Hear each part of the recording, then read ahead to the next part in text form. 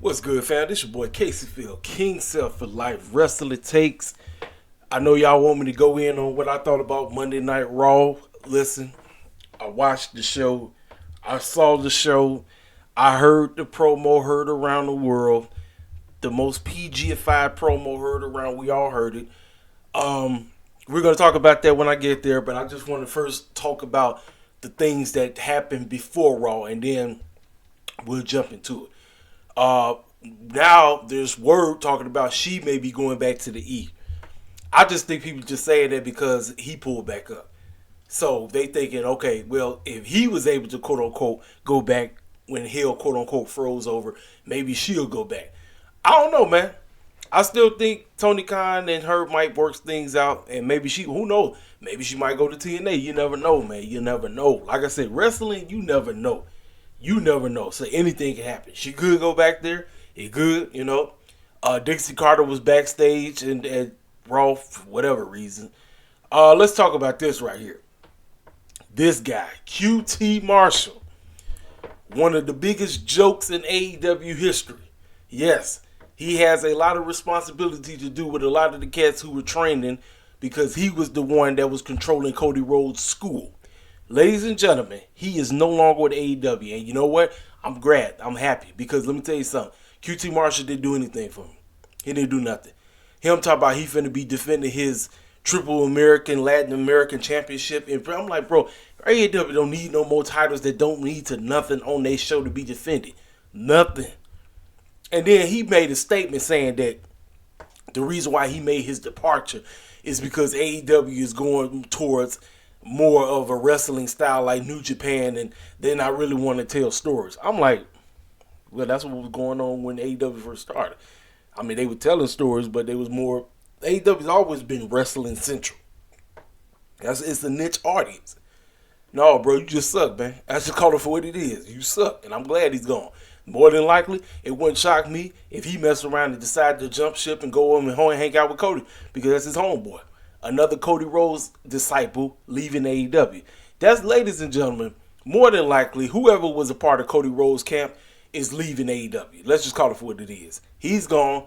Soon as this AEW tag team title run with Big Bill and Ricky Starks is over, I can see Ricky Starks leaving and going to join Cody Rhodes. It's just bound to happen, ladies and gentlemen. Like I said, Tony Khan gave him that title run, but Ricky Starks been going off on Twitter. He been saying some questionable things as if he really don't even want to be there no more. And I said, okay, cool. What TK needs to do is quit hoarding wrestlers that you're not using. Like I said, kill Ring of Honor. Kill Rampage and or what you do, just turn like I heard people say this. They said turn Rampage into a full women's show. No, what Tony Khan needs to do is Ring of Honor needs to be its own thing. Do not have cats that work that keep flip-flopping. No.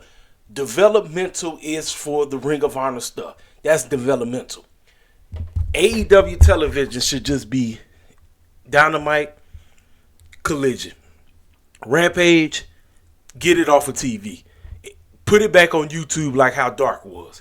Rampage needs to be a YouTube thing and a YouTube thing only. Let that stuff go. Cats will hear about it, we hear about it. Collision and Dynamite need to be the two shows you have. And we need to get GMs. Get a GM for Dynamite. Get a GM for Collision. Let's split these rosters. Half the titles are going to be on Dynamite. The other half is going to be on Collision. And every now and then, if you really want to stir things up, somebody who's on Collision could pop up on Dynamite. And like, what is this fool doing here? You know what I'm saying? Like, make things interesting. But QT Marshall situation, listen, bye. I'm good. I wasn't, like I said, that QTV crap, that stuff was garbage. It was trash. It was trash. Listen, I was wanting to give it a chance. After the first one, I was like, I'm done. So QT Marshall, bye. Goodbye. Good riddance. This right here, Vince McMahon has been found himself in another lawsuit. But this time it's a counter lawsuit. Because, quote unquote, he was finessed out of his position. Now he's, quote unquote, trying to sue them with another lawsuit. It's like a lawsuit inside of another lawsuit. Like I said, man, this whole stuff is just crazy. This whole stuff is just insane to the membrane, y'all. I'm just trying to tell y'all right now. I mean, it's It's nuts. It's nuts. So let's talk about it, man. Now everybody and their grandma was waiting on the ratings. They're waiting on what the ratings are going to be for this show. Because a lot of people, even AEW hardcore heads who can't stand this company, watch this show. I seen them online talk about, man, I can't believe CMPunk had me watch this crap. I said, ladies and gentlemen, WWE Raw, I've told you, I don't care how good Raw can be. Raw is still going to be trash because, one, it's too dang long. 3 hours is too much for a wrestling television show. It's too much, man. Go back to the 2 hour and 15 minute mark. 2 hour and 15 minutes was fantastic for Raw. Not this 3 hours and 10 minutes crap. It's not great. It's too much filler on this show that doesn't lead to nothing.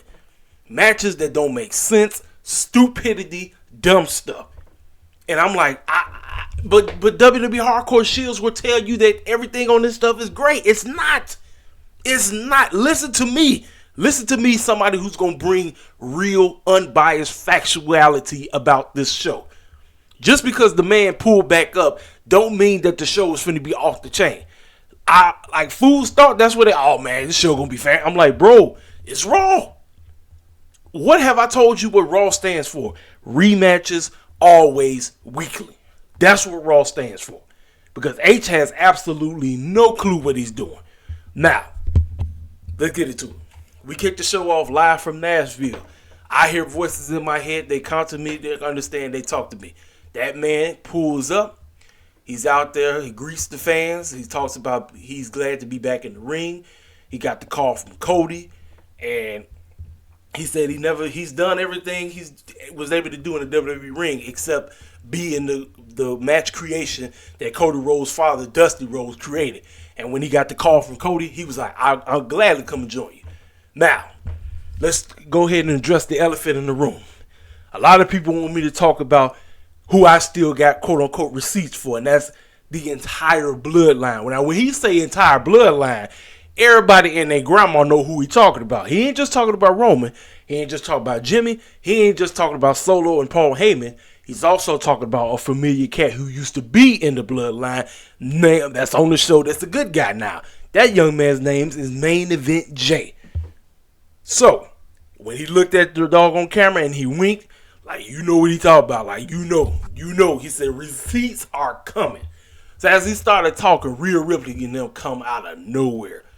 I said, oh, boy. So, when she got in that ring and she started rambling, talking about mommy this and mommy that, everybody and their grandma started saying, RKO. I said, that's right. I said, you know what? Randy, you know what you do best. You RKO women left and right and don't give a goddamn crap about it. You RKO all women in period. Because I still remember what he did to my girl Stacey Keebler years ago. I remember it. I remember that mess like it was yesterday. That's what had turned me against that man. When he RKO my girl left and right, I was like, this is a messed up jump. How you gonna RKO my girl? But that's what he do. So everybody was sitting up and say, hey man, go ahead and RKO Rhea Ripley. Because she just talking about nothing. She just rambling off, talking about nothing. Fans like RKO. So as soon as he was ready to do it, because he was like I said, you run around here talking about mommy this and mommy that. But he said, guess what? Daddy's home. I said, hey, look. Great. So right before he was ready to RKO her, here come these two circus clowns. Dom and look here, y'all. For people who be saying that wrestling companies don't be copying off of everybody. Now, I'm not sitting up here saying that he doesn't really have a serious neck injury, but JD Madonna running around here looking like Roger Strong with that doggone neck, bro. I said, man, look at this, man. Look at this. I said, everybody out here copying off of everybody. Excuse me. Everybody out here copying off of everybody. So, they hopped in the ring. They tried to jump him on all this stuff. And Rhea was able to leave and she was able to get out. I said, man, come on, man. The segment was fantastic until we got to the end. I said, all I want to see is Randy Orton RKO Rhea Ripley. That's all I care about. But no, we got these two circus clowns right here. So right after that, Orton say, well, since I'm getting back into things tonight, I'm going to be in the main event against you, Dom. There it is. Main event was set up for Raw. So, all right. Like I said, outside of that, like I love the first segment. It was good to see Roman. It was good to see Randy Orton back. Good to hear him talk. Like I said, he's jacked. As you see, his body is right. I just want him to stay healthy because he said I'm going to be here for a very, very long time as long as my body can keep up, you know. But like I said, first, that was great. Then we get to this garbage segment in the back. I don't give a care about this. Listen, Chad Gable has turned back into a complete joke. And I'm like, I blame Triple H on this, man. I blame H behind on this. This man was set up to potentially take down Gunther. But you got him running back here with Otis and Tozawa, and then Maxine Dupree and Jelly Roll, and then R-Truth coming out of nowhere, buck dancing and shucking and jiving. I was like, get the heck up out of here. I'm like, get out of here. This is why I say, you fools that be sitting up here loving this buck dancing foolishness left and right. Y'all love this buck dancing crap. Nobody wants to call the buck dancing crap out. Listen, I call the buck dancing crap out. I don't care what wrestling company it is. I call the shucking and jiving crap out no matter what. I don't care if it's the E. I don't care if it's AEW. I don't care if it's Impact / TNA. I don't care. This shucking and jiving foolishness right here is out of line. I don't give a care. Jelly Roll, the new country artist, whatever, he came out of nowhere and all this and R-Truth clowning and buck down. I'm like, man, look. We go from a decent segment right here at the beginning to this foolishness right here. I said, this is trash. Utter trash, man. I don't give a crap about this. Is this supposed to be funny? This ain't funny. This is stupid. This is stupidity at best. This ain't funny at all. This is stupid. But like I said, fools are going to justify it. They're going to say this is fantastic. I'm like, you do what you want to do. If y'all think it's great, that's you. This stuff is some shucking and jabbing foolishness. Because R-Truth is back playing the dumb black man gimmick. That's exactly what he is. It's the dumb black man. Talk about, and Triple H is at the press conference, talk about the greatest return of all time is back. R-Truth. I said, yeah, that's right. H got his shucking and jiving boy back. Just remember when word came out that Vince McMahon was best friends with R-Truth? I say best friends, ladies and gentlemen. Best friends. White supremacists can quote-unquote be best friends with black people all day, but at the end of the day, they still treat them as their slave, as their shucking and jiving buffoon. Court jester. H told you years ago, he told you 20 years ago when he was dealing with Booker T, you are supposed to make me laugh. You're not supposed to be in this position. You're supposed to make me laugh. And what does R-Truth do today? Shuck and jive. He's back to buck dance. You fools let this stuff go over your head because you love this company. Terrible. And it's going to get worse later on. It's going to get worse later on because R-Truth going to be shucking and jiving again. Terrible. So we get this turmoil tag team crap. Listen, man, you could have just easily gave me the Creed brothers versus let's see, just eliminate, because you know Kofi and them ain't gonna do nothing. So you could have just easily gave me. You could have just gave me the Creed brothers versus Imperium and call it a day, because Johnny and them they ain't doing nothing. Tozawa and Otis ain't doing nothing. And these guys, I'm still coming in the share with whatever his name is, Ginger Mahal. They not doing nothing. They just there to be there. I'm like, get these clowns out of here because they ain't doing nothing. Just give me Brutus and Julius Creed versus Imperium, #1 contendership match, and whoever win, get what you calling them later on or somewhere down the line. #1 contenders for the Undisputed Tag Team Champions Judgment Day. That's what I would have done. Instead of having this clown crap, this was like it was a waste of time. Now here, however, despite it being a waste of time, Triple H is very high on the Creed brothers. Now I'm gonna be 100% with you. They definitely need more charisma. They need more charisma. I liked Ivy Neal. Like I said, Ivy Neal should have been the one to go against Rhea when they was out here in Chicago at War Games. But he's very high on these young men. Like I said, DIY, they're dead. This is not the same DIY we fell in love with 4 years ago, ladies and gentlemen. This is not the same one. These cats right here, excuse me, these cats right here, they're not the same anymore. People are like, oh man, DIY get back together. They ain't the same no more, ladies and gentlemen. Everything they had back then ain't there no more. It's not. It ain't there. And like I said, these shucking the jive buffoons, they just there to be there, man. The New Day ain't doing nothing. They just there to be there. Like I'm trying to help y'all along the way because y'all fools just don't want to understand it. Y'all don't want to receive it. Y'all just think I'm sitting up here hating. I'm just telling you the bold-faced truth. The New Day ain't on nothing no more. They just there to be court jesters and lose all day. They're not there to factor into nothing. So, because you pumping Imperium like crazy, Giovanni and Ludwig, you got these circus clowns out here. Keep using them because the main man has the Intercontinental Championship. Gunther has the Intercontinental Championship. So, I don't have a problem with them being there. The Creed brothers, like I said, they tweeners because the crowd's reaction was they kind of was with them, but then they kind of was booing against them. But they got the nod. They just kept winning. They kept winning. They kept winning.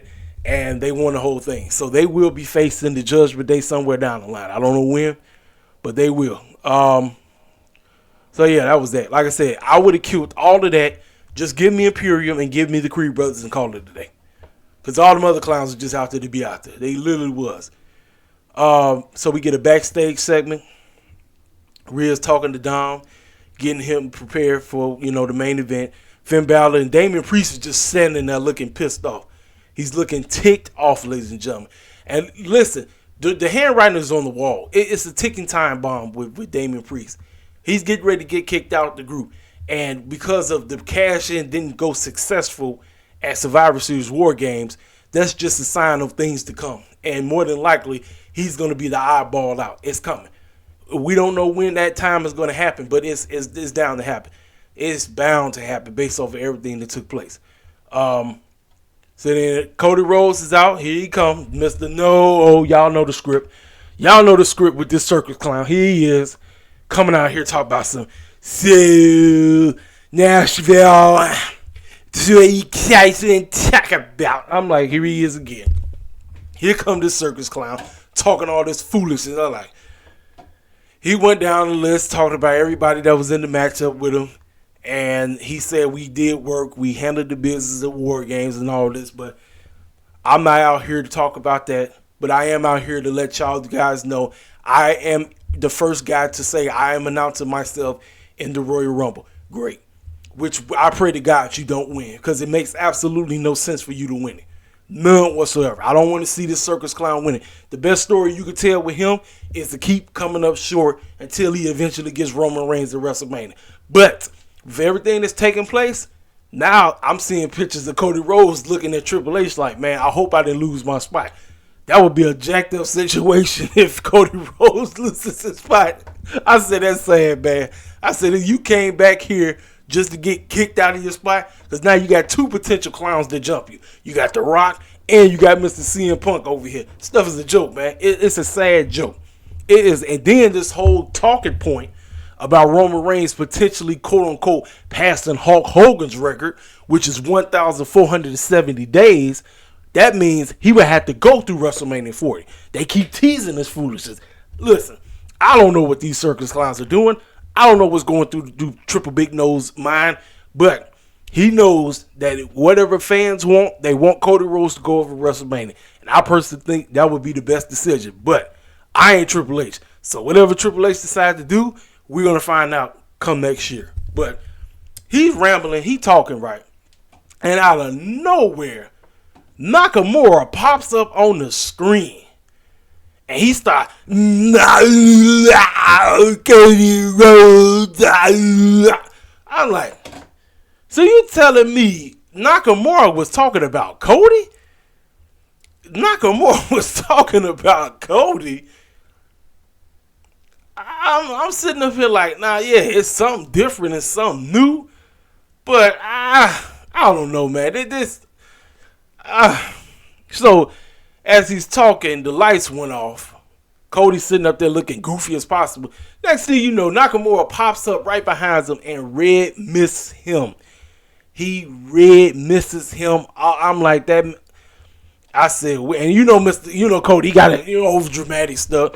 And I'm sitting up and saying to myself, well, this could probably be a decent feud, but the sad part is Nakamura got to look like a joke again. Nakamura has to look like a complete joke. I'm like, dog, I'm like, I get what you're trying to do, but this ain't helping Nakamura at all. Everybody and their grandma been talking about how if Nakamura was built like this the moment he first came up to the main roster, he could have been somebody, a serious somebody in this company. But you already know how they feel about the Japanese wrestlers. You already know. I ain't got to tell you. I don't have to tell y'all that. Y'all know how the E work. I ain't got to tell y'all how they work. So now we get ready to get this foolish crap between him and Cody Rhodes. I listen, man. I'm gonna let it play out. I'm gonna see how this stuff work, but I'm kind of on the fence right now. Like it is what it is. But like I say, it's something different. I give H that. It's something different. But I'm like, at the end of the day, Nakamura still gonna come out looking like a joke. That's all I'm thinking about, because Cody not losing this feud. Everybody in the grandma know that.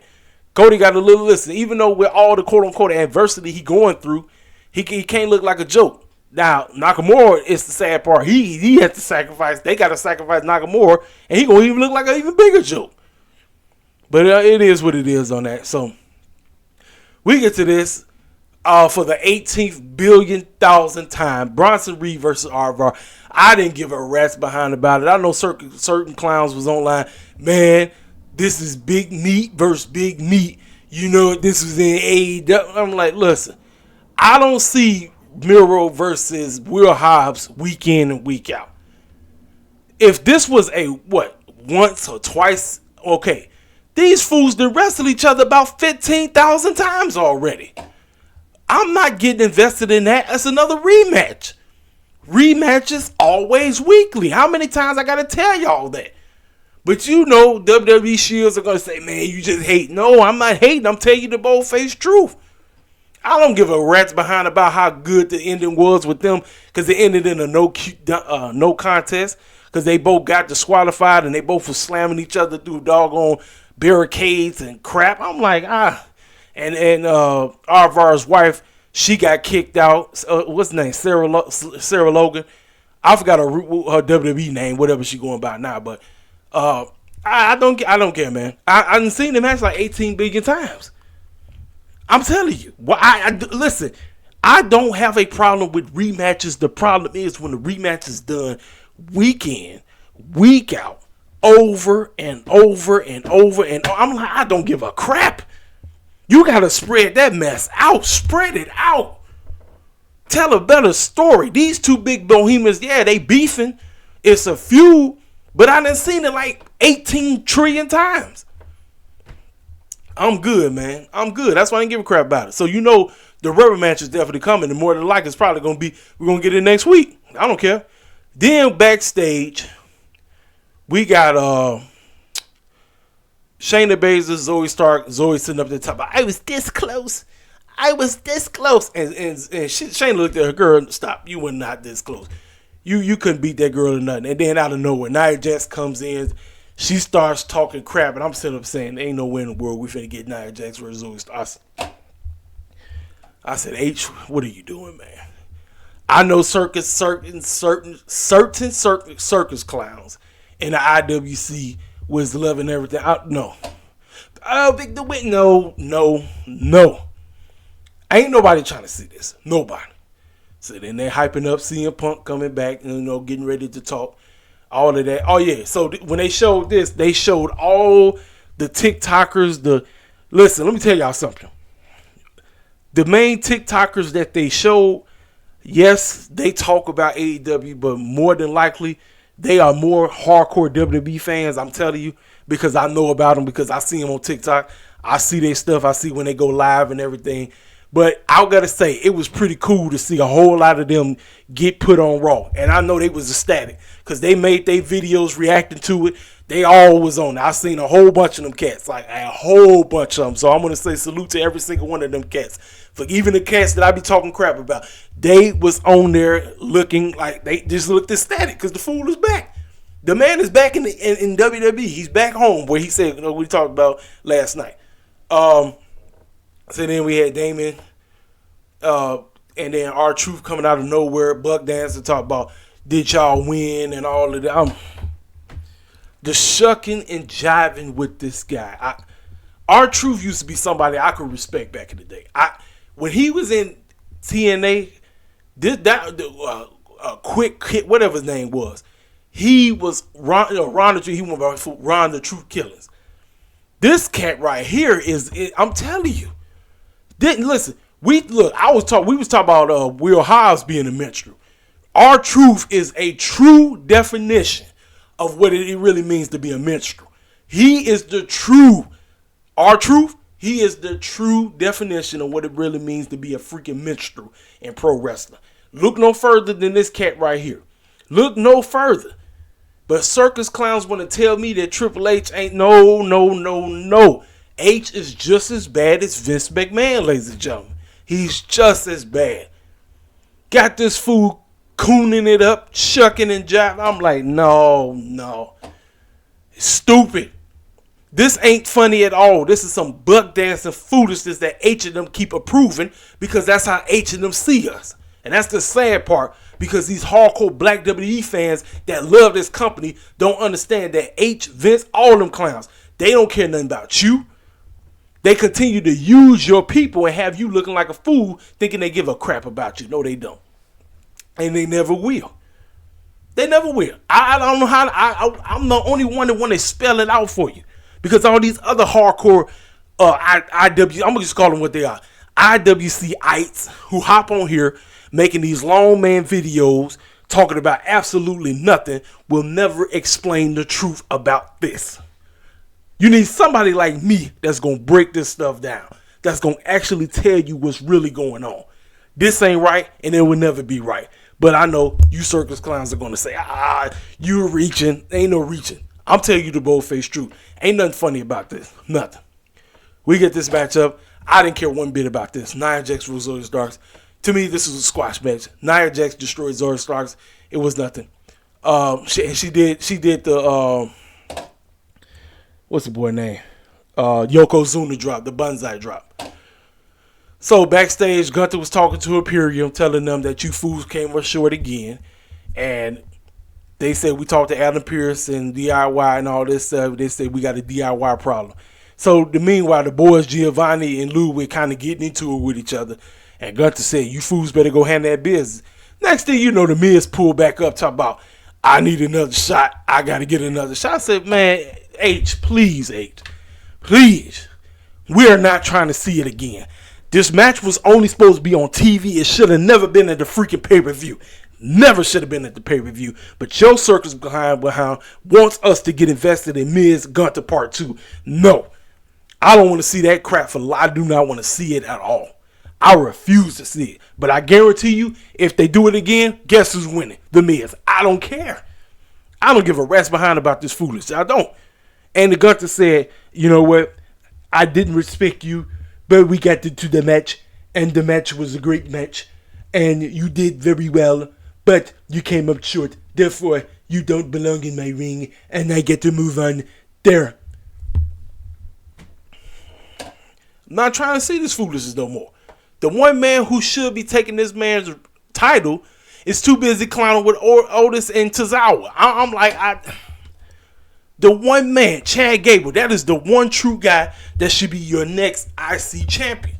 Don't care what nobody got to say. I know Triple H done turned him back into a circus clown again. But listen, that's the guy who should be winning. Because the couple of matches those two had, man, fantastic. This, don't nobody give a crap about. Don't care. I honestly do not give a rat's behind about this filth that Triple H is trying to push down our throats. Crap. Seth freaking Rollins comes out, and yes, he has on another clown attire, but he doesn't come out doing his clown shtick, if you get my drift. He came out there looking like he was a little ticked off, and everybody and their grandma know exactly why he was ticked off. Everybody know. We all know. The fans were singing this song. Whoa, whoa. You know.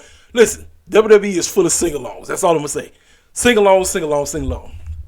For the people who've been living on the rock, Seth Rollins, quote-unquote, was ready to go at it with CMPunk when he seen him come out. Everybody had to, quote-unquote, hold him back. He talking about F this guy. Listen, the man's working, folks, ladies and gentlemen. He's working. They're setting up something, and more than likely, I personally believe Seth and CM Punk are going to go at it at WrestleMania. It's already set in stone. They just trying to stir up and trying to build up to it. So, come back. He's standing in the ring, and as soon as he started talking, the crowd immediately started saying, CM Punk, CM Punk. And then he started saying, yeah, whatever. So he talked about we did work at War Games and all this stuff. So I talked to Adam Pearce, and it's time for me to get back to being the fighting champion. So guess what? Next week in the main event, I'm defending this championship. Now, out of nowhere, Drew McIntyre comes out. I said, oh boy, here we go. Drew McIntyre comes up there, and he starts going back at. Now, I'm not going to lie. Drew McIntyre turned back into the tweener guy. He come in there, quote unquote, trying to shake the man's hand. I'm like, bro, Drew, what are you doing? You're a heel. What are you doing trying to shake this man? You done already made your allegiance with Judgment Day, even though you claim you're not with Judgment Day.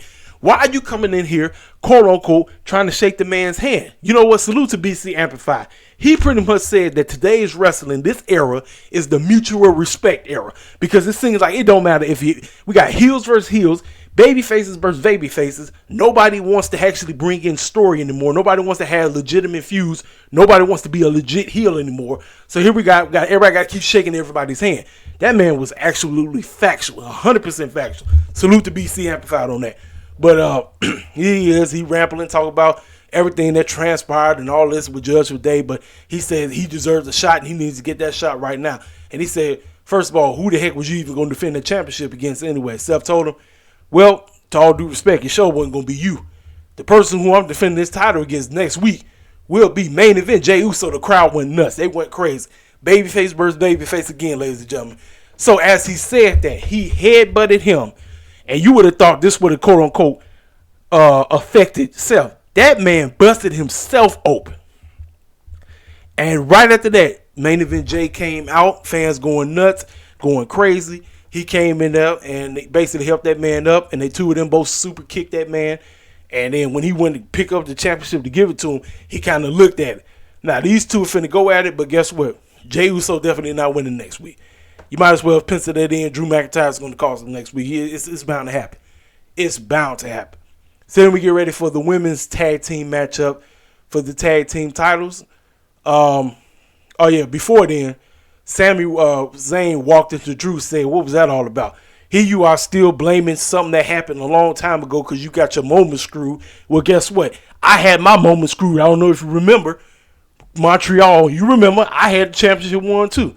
But I'm sitting up here, I'm letting bygones be bygones. I'm not sitting up here blaming everybody else and all that stuff. And then Drew McIntyre said, yeah, you know what, man? You're right. I got to do that. Guess what? I'm having a match. And guess what? It's going to be against you. So we get Drew versus Sami Zayn next week. Even though we done seen this about 18 million times. Chelsea Green, Piper Niven, Natalya, Tegan Knox. These tag team titles don't mean nothing. Chelsea Green and Piper Niven have been pinned as champions. I want to say every match they've been in. They've had singles non-title matches. These tag team titles don't mean nothing. If I'm H, I'm sending these titles to NXT and letting the girls at NXT and Shawn Michaels do work with them, because at least Shawn Michaels would book them better because he's seen they absolutely know how to do with the women. That's the one positive I can give Shawn Michaels. Now, when it's concerning everybody else, Michaels is good with the women's title scene, the women's tag team scene, and the tag team scene itself. Every other thing, when it comes to the main events title and all the other stuff, it's questionable. It's very questionable. Like I said, from the stuff that I've seen, because I don't watch NXT like that, but from the stuff that I've seen, Michaels makes very questionable decisions concerning the main event picture and all the other stuff in between. But when it's concerning the women, that's the one positive that Shawn Michaels knows what he's doing. And I'm saying this. Get these tag team titles off of the main show and put them back on NXT and let Shawn Michaels cook with them. Because Triple H don't have the slightest clue what he's doing. Chelsea Green and Piper Niven have been one of the worst tag team title acts I've seen in my life. And that's sad, man. Those tag team titles don't mean nothing. Chelsea has been pinned 15 million times as a champ. Piper Niven has been pinned 15 million times as a champ. And you telling me I'm supposed to be invested in Natalya and Tegan Knox when I know dang well these two girls are losing? It's sad, man. It's sad. Listen, look, all of these girls have potential of being something. We know what Natalya can be. Tegan Knox, we know her situation. It's them knees, man. It's them knees. injury prone. This is why I'm hoping for the best for this girl. But H got to get behind them. They got to make something that makes sense.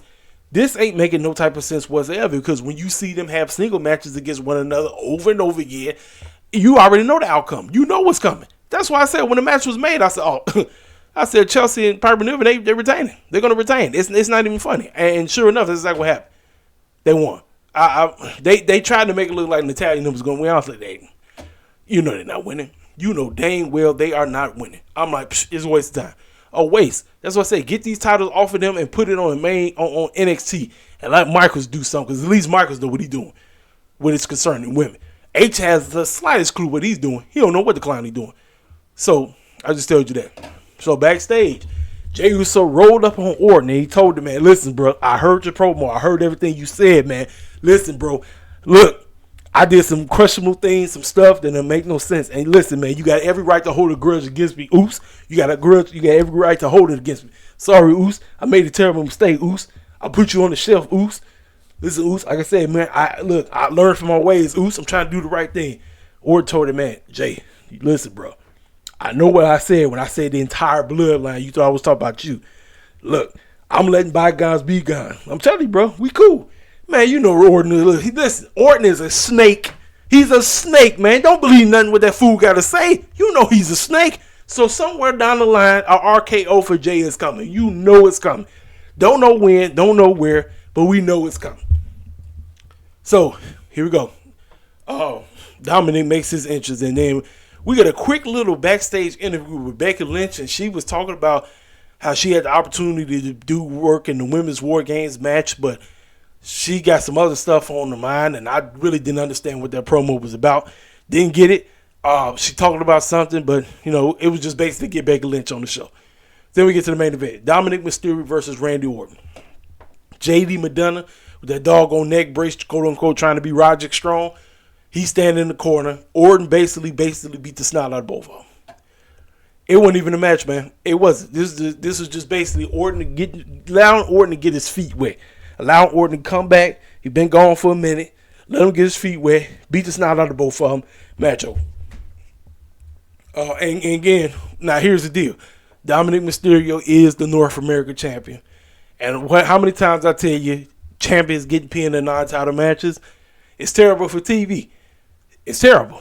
But you knew it was coming. You knew Orton had to get the victory. I'm like, I said, hey, it is what it is on this. And ladies and gentlemen, at this point, man, I'm serious. I'm here to say Dominic Mysterio has been the worst North American champion of all time.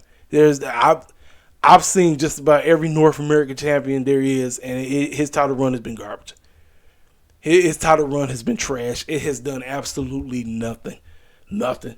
Like, it has not put nobody over. He has not made that thing prestigious at all. So now it's a fatal four-way to determine who's going to get him at deadlock or deadline or whatever. Whoever wins, man, they need to beat him. Whoever wins, they need to get that thing, and they need to stay on NXT where it belongs.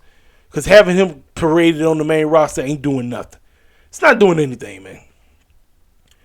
So, after that, they showcase, it's been a long, man, time, CM Punk's locker on the locker room door.